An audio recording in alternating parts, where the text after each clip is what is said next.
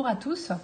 Alors voilà, je me lance. Je voulais proposer des petites capsules vidéo pour les parents ayant des enfants à besoins spécifiques. Donc vraiment leur montrer comment jouer avec des jeux de société qu'on trouve dans le centre commerciaux ou dans les magasins comme Toys R Us ou la Grande Récré à des prix plutôt abordables pour les parents qui n'ont pas trop les moyens. Donc je voulais vous montrer comment, à travers un jeu comme par exemple celui d'aujourd'hui, je vous parlais de mon premier lynx, je voulais vous montrer comment travailler d'autres compétences que l'unique compétence de discrimination visuelle. Alors le lynx, il est composé de 4 grandes planches. Donc les voici, donc il y a 4 planches avec chaque fois dessus 9 petits dessins. Donc le but du jeu, c'est essentiellement de la discrimination visuelle. Donc mettre avec le même. Donc par exemple là vous voyez le soleil, donc l'enfant doit mettre avec le même et c'est un jeu aussi de rapidité. Donc moi je vais essayer de décliner plusieurs compétences pour vous montrer d'autres façons de travailler le lynx.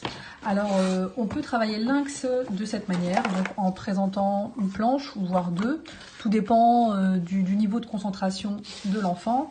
En général il est quand même préférable de commencer avec une et travailler la dénomination. Donc là on a le papillon, le gâteau, le camion. On peut donner à l'enfant par exemple chaussures, donc de demander à l'enfant qu'est-ce que c'est ou qu'est-ce que tu vois, et ensuite de mettre dessus. Ensuite on peut faire l'exemple avec éventuellement le papillon, il faudrait qu'on le trouve, ou le chien, donc qu'est-ce que c'est. Donc si l'enfant répond, il pose, il cherche, et s'il n'arrive pas à trouver, vous le guidez, et s'il ne trouve pas la réponse, c'est pas grave, vous la donnez et puis on commencera après, parce qu'il y a une étape qui me paraît importante, c'est celle du rangement.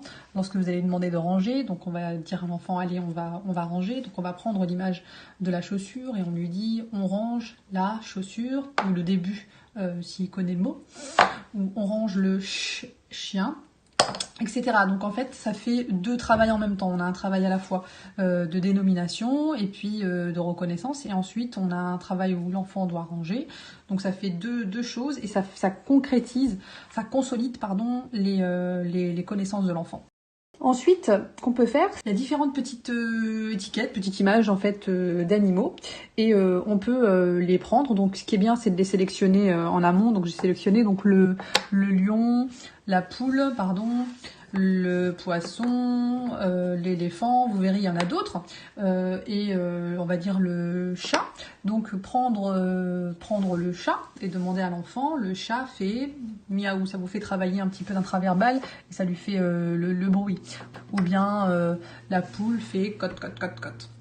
Donc il y en a d'autres encore comme ça, donc vous pouvez les décliner au fur et à mesure. J'ai aussi la vache que j'ai sous la main, donc la vache fait me. Ça vous fait travailler l'imitation des bruits des animaux. Vous pouvez aussi, autre remarque que je n'ai pas faite, on peut travailler ce jeu à table et au sol. Donc ne pas hésiter à le faire au sol si l'enfant n'est pas à l'aise à table. Ensuite, j'ai décliné aussi un travail de catégorisation.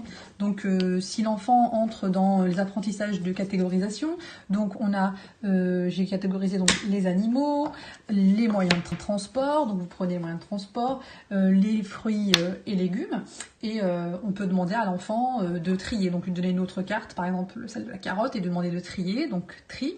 Donc, il va mettre sur l'aubergine. Et si l'enfant ne connaît pas du tout, donc il ne faudrait pas l'accabler avec 3 catégorisations, mais uniquement avec 2, voire avec une pour le tout premier apprentissage. Par exemple, là, on va demander à l'enfant de trier et on lui donne la vache et il va trier. Donc voilà, on peut faire aussi procéder de cette manière-là. Ensuite, j'ai décliné aussi quelque chose d'assez intéressant et quelque chose de très vivant pour cette activité. Donc notamment au travers de certaines images, on peut découvrir certaines comptines. Donc par exemple, on donne Au moment où justement l'enfant va placer la poule sur la planche, on peut lui dire, lui faire la chanson de la poule. Donc commencer une poule sur un mur qui picote du pain, faire des temps d'arrêt pour voir si l'enfant complète.